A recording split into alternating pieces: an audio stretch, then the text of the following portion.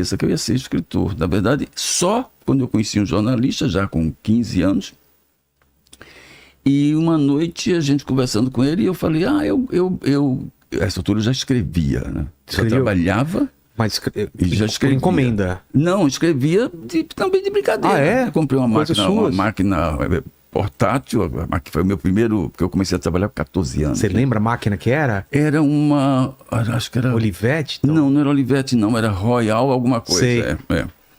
E aí eu falei pra ele, eu brinco de escrever, né? Ah, lá onde fica, cadê? Carpina, tá lá, cadê? perto de Carpina. Feira Nova, Tacuinhem, Nazaré da Mata, pois é. Tem até um Buenos Aires lá perto, olha. Não, Buenos Aires? Ah lá! Acho que não, será que tem? Ô, Lene, você pegou? Deve ser não, nova. Recife tá lá, ó lá. É coisa nova, então, né? Buenos Aires deve ser nova. Não é a Buenos Aires dos não é aquela do doce de leite. Eu assustei também quando eu vi. Né? Não, tá Recife mesmo. Tá. Mas aí esse jornalista, quando eu falei para ele que brincava de escrever, essa altura eu escrevia na máquina, né? Não era mais com figurinha. Fazia poesia também ou não? Era mais... Poesia nunca fiz. Era mais o quê? Histórias? Era histórias, ficção. Na verdade eu já tinha escrito 2 romances. Aos 15 anos, Mas Quais? assim, um chamava-se Um Pálido Silêncio. Um par? Um Pálido. Um pálido silêncio? Veja só que... Pô, aos 15 já com esse título? Com esse título, que na época estava moda, aquela coisa francesa, Jean-Paul Sartre, François Sagan, tudo isso. Eu fui meio naquela onda, que eu lia muito também. E era sobre o quê? Era um romance assim, sobre uma família pobre, da área mais carente do Recife. E tudo na máquina de escrever, papelzinho lá. E aí, quando eu falei para ele que brincava de escrever, ele falou uma frase que para mim foi icônica. Ele falou, então me mostre seus brinquedos. Olha que maravilha. E eu peguei o livro, que tinha 150 páginas, e dei para ele ler. Era um jornalista muito famoso no Recife. E ele ficou um bom tempo com o livro, umas 2 semanas, e um dia me chamou para ir lá no jornal falar com ele. E eu cheguei lá e ele falou, olha, você não brinca de escrever, você é escritor. Sério? E você tem que publicar esse livro, porque ele é muito bom. Né? E aí, para encurtar a história, eu mandei para uma editora no Rio, que pertencia ao Fernando Sabino, Vinícius de Moraes, aquela turma. Chamava-se Editora do Autor. Ele leu o Fernando Sabino e... Fernando Sabino caiu na mão dele, então? 3 semanas depois eu recebi um telegrama. Naquela época tinha uma coisa chamada telegrama, né? Explica pessoal o que é telegrama. Pois era uma coisa que a gente passava no correio e que ia... Né, era entrega rápida, em vez de uma carta. É difícil explicar hoje em dia. Pois é, com o WhatsApp é difícil explicar, entender. Mas aí ele mandou um telegrama para dizer, gostamos do seu livro e vamos publicar. O quê? Assim? E aí eu tinha 16 anos nessa altura. E virei escritor. Você nunca imaginava que... Não. Virei escritor e foi uma coisa muito... Porque eu tive que ir para o Rio. Onde é que a gente está? Está em São Paulo, né? Eu estou meio perdido. Eu tive que ir para o Rio para o lançamento do livro. Você nunca tinha saído? Você já tinha saído do... Não, a viagem de avião durava 6 horas, eu tive que ir para Recife, entregue a um cidadão chamado Hélio Polito, que era um jornalista muito famoso na época. Porque como que era para você pegar avião, sair de lá pela primeira vez? Era como se fosse fora do país, uma outra coisa, né? Era, exatamente. Eram 6 horas de voo. E você imaginava já como era o Rio? Você via? Via fotos de Copacabana, as mulheres de biquíni, aquela coisa toda, né? Garota de Ipanema. Não tinha ainda, mas era aquilo. E chego no Rio, está o Otto Lara Rezende me esperando, que na época era o ícone no aeroporto. E o avião atrasou, e ele disse, nós temos que ir depressa, porque está todo mundo esperando para ele ver na livraria, a Livraria Eldorado, que não existe Chegou em cima da hora, sim? Cheguei já com atraso, mas cheguei lá, tinha muita gente, e eu me lembro, não esqueço nunca essa cena, tinha uma mulher lindíssima sentada numa escadaria, lá no fundo da livraria, e eu perguntei ao Fernando Sabino, quem é aquela? Ele falou assim, é a Clarice Lispector. O quê? Ela quer lhe conhecer. E aí ele chamou e ela desceu, que você estava sentado no degrau da escada, desceu, veio até mim e me deu um beijo no rosto e falou assim, muito prazer, com aquela voz que ela tinha, ela puxava muito R, né? E ela falou, muito prazer, mas me diz uma coisa, você é um menino ou uma menina? É mesmo? Pois é. Por quê? Porque ela leu só de olhar você. Tudo a meu respeito, Incrível. Foi incrível. E o que você respondeu? Eu não respondi nada. Ficou travado. Eu mesmo não sabia a resposta ainda. Depois soube. Que coisa. Pois é. Clarice Lispector. E aí, como foi? Não, Autografou? Autografei, foi aquele escândalo, né? Uma criança que escreveu um livro, voltei Quantos pro anos você Recife. tinha? Tinha 16. 16 anos, meu Voltei Deus. pro Recife e aí virei uma celebridade. Aí Mas celebridade mudou tua naquela- vida. mudou totalmente. Mudou mais ou menos, né?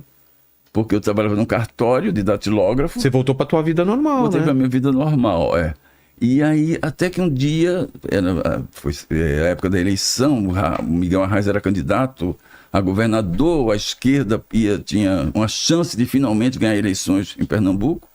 E o Samuel Weiner, que foi uma figura muito importante do jornalismo brasileiro, mas ninguém se lembra mais dele, resolveu fundar, que tinha um jornal chamado Última Hora, resolveu fundar a Última Hora do Nordeste. E aí eles começaram a contactar jovens que tivessem talento para escrita. E claro, eu Já tinha um nome, publicado, né? E aí virei jornalista, né? Foi assim que a minha vida... E gostou? Gostei. Seu trabalho como jornalista? Eu fui jornalista, na verdade, 18 anos. Escrevendo, jornalista. e começou escrevendo sobre o quê? O primeiro trabalho sério que eu fiz foi acompanhar o Arraes na campanha dele pelo Sertão, né, que era tradicionalmente uma região onde os candidatos usineiros ganhavam. Né? E ele também não ganhou lá, mas ganhou a eleição. Né? Só que só durou 2 anos, porque aí veio o golpe militar e aí acabou tudo.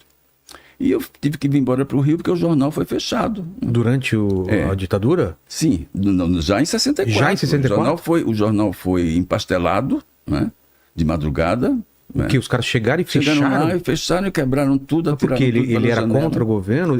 Não, ele era a favor do governo de esquerda, porque havia uma polarização muito grande naquela época. Entendi. Né? E aí eu tive que me esconder, como todos os outros jornalistas, aquela coisa toda. Né? Se não... aquela coisa que a gente já conhece. É. E aí, depois disso, eu consegui um emprego na Última Hora de São Paulo, porque tinha Última Hora em vários lugares, Rio de Janeiro, Mas como, São Paulo, mandando Porto carta Alegre. também? Aqueles... Não, porque indicação. os jornalistas que tinham me contratado lá me indicaram. Só que quando o avião chegou no Rio, fazia escala no Rio, eu resolvi que não vinha para São Paulo. Desci do avião no Rio, armei um escândalo. Por quê? Você já tinha ficado fascinado com o Rio? Eu achei que tinha que ficar no Rio, né? Aquelas coisas. E aí, claro, depois que o avião foi embora, eu me lembrei que não tinha para onde ir. Vou ficar onde? Consegui, milagrosamente, um lugar com um amigo meu, né? Que era Relações Públicas da Varig, e a mãe dele tinha morrido, tinha deixado um apartamento enorme na Tijuca, no bairro da Tijuca, e eu fui morar lá, um apartamento enorme. Sem emprego, sem nada? Sem emprego, sem nada. Resolvi que não ia mais trabalhar em jornal. Mas aí, depois de 2 meses fazendo testes em empresas e tudo isso... Você tentou o quê? Empresa, sei lá, tentei tudo. Tudo? Mas não conseguia. E aí eu falei, vou tentar a Última Hora do Rio. Cheguei na Última Hora do Rio, era o auge do jornalismo carioca, todas aquelas figuras, Nelson Rodrigues, João Saldanha, sabe? Todos eles, Odemário Toguinhó, todas aquelas figuras, né, estavam trabalhando nesse jornal, né? E aí eu fui trabalhar lá, com 18 anos, essa altura já tinha 18 anos. Fazendo fui jornalista, jornalismo com esse pessoal, nessa mesma época. Pois fui jornalista 18 anos. Como que era o Rio dessa época? Me descreve, porque todo mundo fala que é uma coisa... delícia, como que liberdade total. Os anos... Devia respirar cultura. No final dos anos 60 e o começo dos anos 70 no Rio de Janeiro, aquilo lá era você tinha... Musicalmente.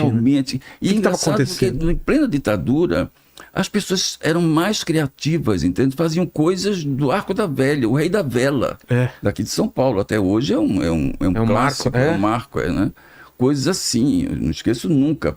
Depois eles fizeram... Você foi ver? Claro, várias vezes. A gente ia muitas vezes. Música também? Shows? Shows, tudo. Eu me lembro que depois eles fizeram na Selva das Cidades, com a Ítala Nandi, que era um deslumbre de mulher.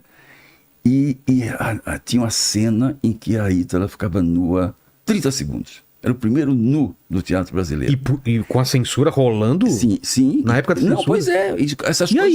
Essas coisas passavam milagrosamente, algumas não passavam. E eu me lembro que havia um momento que a luz assim, era como se fosse um flash. Sei. E durante 30 segundos estava aquela deusa nua ali no palco. todo mundo em silêncio. Hipnotizado. Naquela época era uma mulher nua. Claro, não era? Não tinha OnlyFans naquela época, né? Não tinha, pois é. E então você sabe que nessa época, é uma coisa da qual eu me lembro, eu faço questão de dizer, com toda a repressão que tinha, e era uma repressão pesada, né? As pessoas eram criativas. Elas conseguiam... Tinham que ser, né? E passavam coisas inacreditáveis, como essa, né? Entende? E no jornal, qual é o clima Tinha um clima de terror, assim, tipo... Sim, a qualquer momento pode aparecer... muita gente desaparecia. O Arthur da Távola, por exemplo, foi embora, foi exilado para a Europa, aquela coisa toda. E eu percebi que o jornal ia ser sufocado, né? Alguma hora ia ser sufocado. E aí acabei saindo da última hora. Você chegou a ter alguma coisa censurada? Na última hora, não. Tive depois na imprensa alternativa. E aí eu resolvi sair, consegui que eles me pagassem a indenização, que na época não era fundo de garantia, era outra coisa. Sei. E me pagaram em dinheiro. Eu fiquei dinheiro vivo? 6 meses com dinheiro escondido. Debaixo da cama? Não, debaixo de uns livros. Ninguém mexe em livro mesmo. Cara, isso é maravilhoso. Cara, é que agora você falou e todo mundo tá sabendo, mas não escondem livro, ninguém... Se você bota ninguém rouba livro, né? Cara, ainda mais hoje em dia. Se você tem um estante e bota alguma coisa atrás dos seus livros, você pode estar certo que aquilo vai ficar ali pro resto da vida. É verdade. Então, ficou vivendo desse dinheiro um tempo. Um ano. E aí, depois de um ano, eu passei por situações muito complicadas, né? De quê? De grana? Não, porque o dinheiro acabou, né? Então, e aí? O dinheiro acabou e eu fiquei meio que... Foi os meus anos de Lapa. Eu vivi na Lapa, no meio daquela marginália toda, que era maravilhosa. Eu conto essas histórias no livro. Boa pra caramba lá? Pois que tinha lá? Tinha tudo. Tinha shows na época no Travestis, né? Misturado tudo lá, né? Era tudo misturado. Mas tinha show bom lá também. Tinha show bom.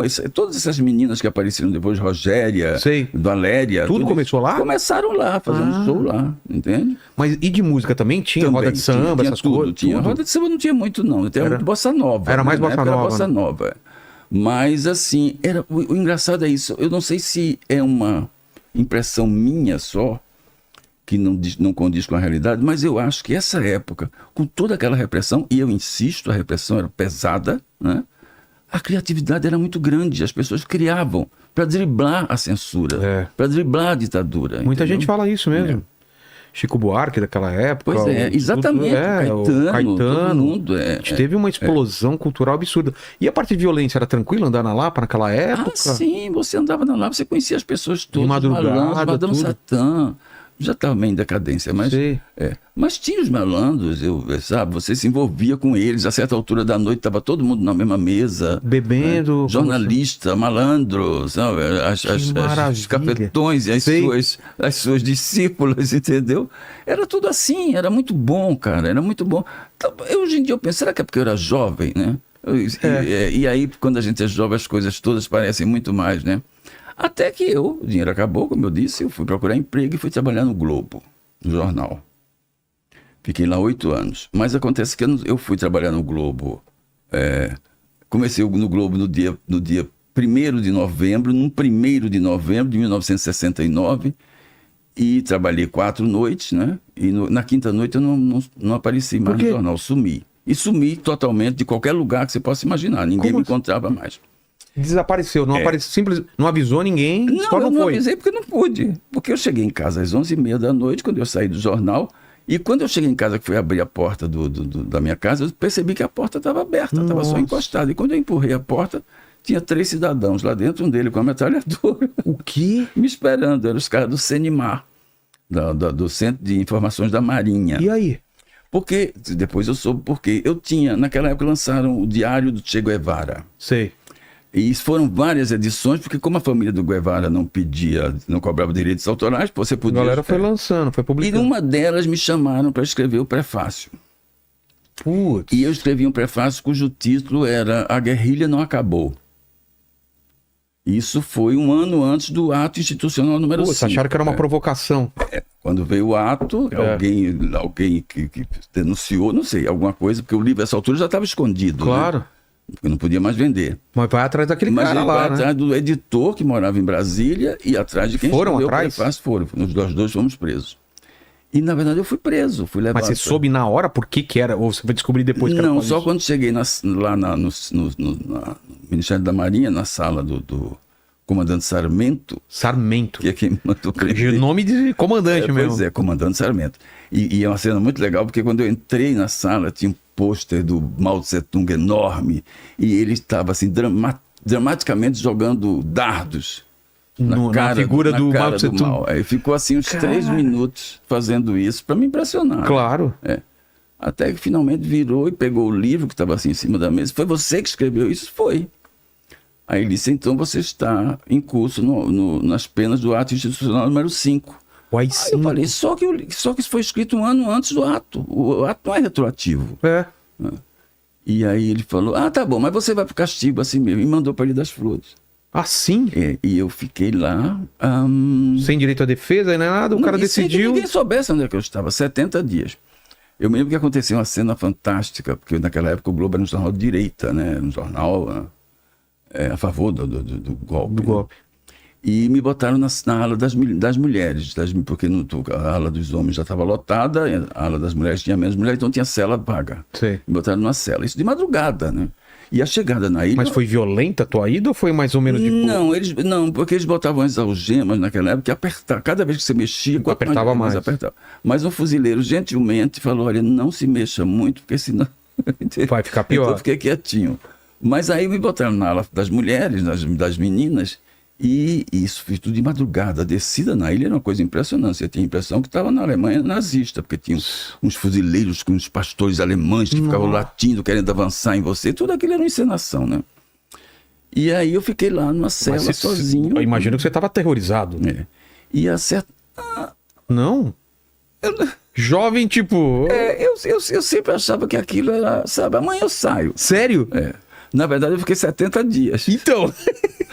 E aí, você chegou lá... Mas o interessante é que amanheceu e eu escutei... E a cela só tinha uma abertura assim para passar... não era aquela gradezinha? Não, tudo fechado. Ali passava comida, uma coisa assim. E aí eu notei que vinha alguém se aproximando, varrendo o corredor. E chegou assim, e eu fiquei olhando assim e vi que era uma moça que perguntou, que chegou bem perto assim, falou assim, companheiro, você é de onde? Claro que ela estava me perguntando de que facção eu era, né? E você ingenuamente... Mas como eu não era de facção nenhuma, eu falei pra ela, eu sou do Globo. Eu falei, que código é esse? Não. E aí ela falou assim, do Globo? Pegou a vassoura e foi embora. Meu Deus. E eu fiquei 40 dias incomunicável. E ninguém sabia de mim. Tua família, ninguém? Não, ninguém sabia de mim. Até que os jornalistas do Globo foram falar com o Dr. Roberto Marinho, que na época era quem mandava no jornal dele. Né? E aí disseram, olha, o Aguinaldo sumiu. E a gente calcula que ele tenha sido preso, mas ninguém consegue descobrir onde é que ele está, né? E aí o doutor Roberto falou assim, não faz mal, então continua depositando o salário dele. quando ele sair... Que férias boas, né? Não, era novembro, eu tive 13º, eu só saí em fevereiro. Te alimentaram direito, pelo menos lá? Pois é, isso a gente vai conversar depois, quando você perguntar qual foi o pior momento da minha vida. Sério? Tá bom, não esquece. Tá bom. Aí... resultado. Ia passando o dia... E eu incomunicável. Mas eu não era... Tinha gente que tinha assaltado o banco. Tinha cidadão que atirou no segurança do banco, entende? Que também estava incomunicável. Mas pelo menos tinha uma razão. Eu não. E aí só depois de muita... Assim, porque quando finalmente eu consegui que me descobrissem, né? Porque tinha um cabo fuzileiro que sonhava em ser escritor. E como ele acabou sabendo que eu era escritor, ele vinha à noite, na noite de serviço dele, e ficava conversando comigo através daquela aberturazinha. E um dia ele falou assim, eu adoraria ler teus livros. Não usava os teus, eram os seus livros. E aí eu tive uma ideia, falei assim, se você quiser, eu faço um bilhete para a secretária lá da editora. Pronto. Exatamente. Olha só, cara, muito agente secreto isso. Não, aí eu fiz assim o bilhete. O trouxa foi lá e falou, eu quero ser escritor. E aí pronto, conseguiu. O nome do cidadão, coitado, era Murilo, Cabo Murilo. Tá. Aí eu fiz um bilhete assim, Conceição, o portador desta trabalha na Ilha das Flores, onde atualmente me encontro. favor, dá um exemplar de cada livro meu. Nessa editora já tinha 3 livros. Para ele foi, ingenuamente foi, e entregou o bilhete, pegou os livros e a galera soube. E aí todo mundo soube onde é que eu estava. Né? E aí houve uma pressão. Pô, de repente você ia ficar mais tempo lá. Houve uma certa pressão e me tiraram da incomunicabilidade, uma palavra tão feia, né? Quanto o efeito. e me tiraram, me botaram numa cela com mais 4 presos. Só que nenhum deles tinha menos de 60 anos. Né? E um deles era o Diógenes Arruda Câmara, que era o presidente, ou sei lá o quê, do Partido Comunista antes do golpe. E eu fiquei, mas eu tenho 20 e poucos anos, estou aqui com esse bando de velho, não entendi porquê, até que um dia fez-se a luz. Eu pensei, claro, eles me botaram, porque como eu sou gay, eles acham que se me botarem numa cela com 5 presos da minha idade, vai virar Sodoma, né? Entendeu? Me botaram com os velhinhos lá. E finalmente, no dia 10 de fevereiro, né, já de 1970, né, eles me soltaram. Falaram alguma coisa ou simplesmente soltaram? Não, me soltaram. Nada? Satisfação nenhuma? E eu peguei a ilha, numa ilha, a Ilha das Flores, eu tive uma balsa para uma cidade chamada São Gonçalo, e de São Gonçalo pegar um ônibus e aparecer como se nada tivesse acontecido. Né? E à noite voltei para o Globo. Né? E aí, como foi? As pessoas me receberam assim com muita, sei lá... Alegria? Alegria, sim, pois é, né? E me comunicaram que o meu dinheiro tinha sido depositado. Eu fui olhar o banco, tinha uma bolada, né? Foram quase 4 meses. E não gastou nada na Lapa? Nada, pois é. E aí continuei jornalista no Globo durante 8 anos. Né? Não teve mais nenhuma perturbação nesse sentido, assim, de o pessoal ficar em cima de você? Não tive mais. Até que, em 1978, eu saí do Globo. Não aguentava mais aquilo. Não era pra você? Não Você queria fazer o quê? Porque eu era assim, eu praticamente editava, era subeditor de cidade. Tá. Mas tinha um editor acima de mim que não fazia nada, quem fazia tudo era eu, né? Só que eu não ganhava o mesmo que ele, era uma coisa meio injusta aquilo, né? E eu vi que eu não tinha possibilidade de progredir, porque naquela época não tinha gays nas redações, quer dizer, tinha, né? Mas ninguém era tão notório mesmo? Quanto eu. Mas por que? Isso era um preconceito o cara não pode ser chefe por causa disso? Era nesse nível? Época mesmo? Nesse nível, Nesse nível. Tinha gente que trabalhava na editoria de esportes, que eu sabia que mas se o cara dissesse que era gay, não podia entrar mais no como o cara vai falar de futebol?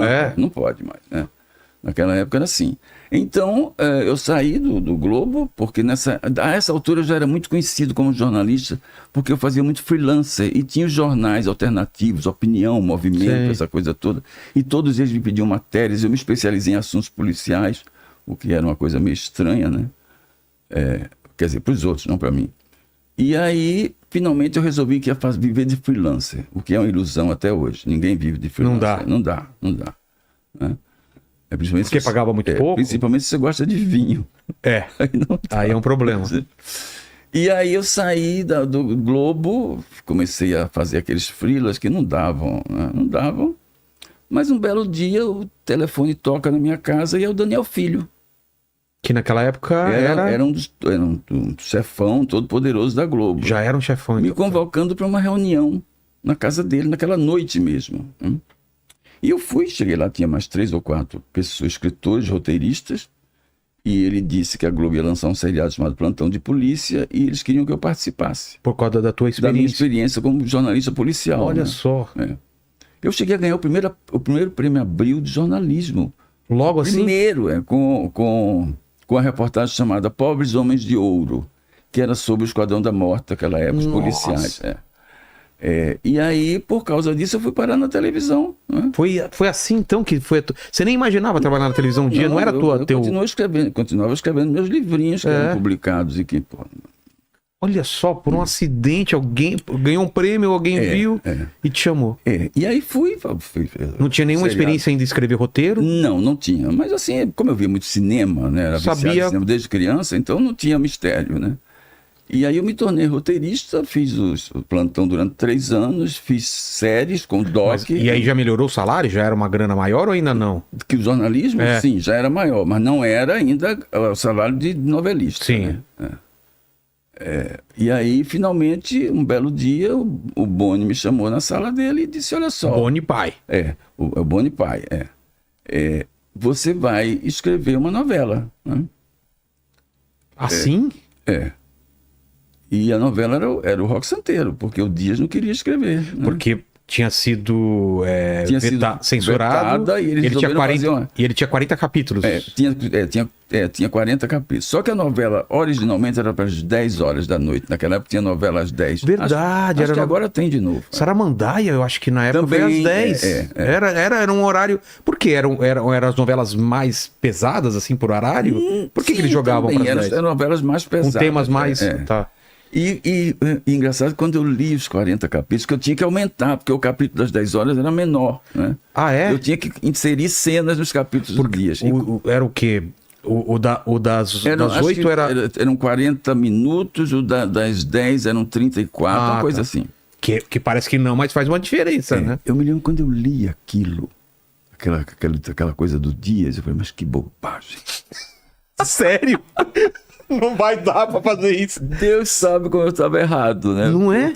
Quando saiu o Rock Santeiro. Que foi um absurdo. Eu lembro até hoje dessa novela. Mas por que te chamaram, você sabe? Assim, por que escolheram você naquela época? Não, o Dias que escolheu. Ah, foi ele? Porque eu tinha apresentado uma sinopse. Me pediram uma sinopse de novela. E eu apresentei uma sinopse. Na época, quem lia era ele. Ele leu e gostou. E não tinha nada a ver com Rock Santeiro. Como ele já conhecia meu trabalho. Era um outro tipo de plot, era outra coisa. Não, era outra coisa. Como ele já conhecia o meu trabalho, de séries e tudo isso, ele viu que eu podia. Apostou. Mas era uma aposta arriscada, né? Se for pensar. Muito arriscada, um estreante para uma novela das 8. Mas e a decisão de ir para as 8 foi de quem? Foi do Boni? Foi do Boni, foi do Boni. De acreditar que aquilo podia dar certo. Sim. Eu tive uma série chamada Bandidos da Falange que foi proibida pela censura, né? Por quê? Você sabe? Não, porque era uma história policial. E falando do crime. Gente pobre tinha muito personagem pobre, sabe? Os caras já não... Falar desse pessoal não é bom, não. E o Boni fez uma coisa incrível. Eles proibiram a série e o Boni disse, vamos continuar chamando para breve, Bandidos da Falange, breve. E aquilo foi crescendo, assim, porque... todo mundo sabia que a série não ia pro ar, mas eu continuava chamada pra ver na Globo. Se a galera sabendo... Até que um dia a pressão foi tanta que eles resolveram liberar com cortes. Cara, por causa do Boni, que beitou...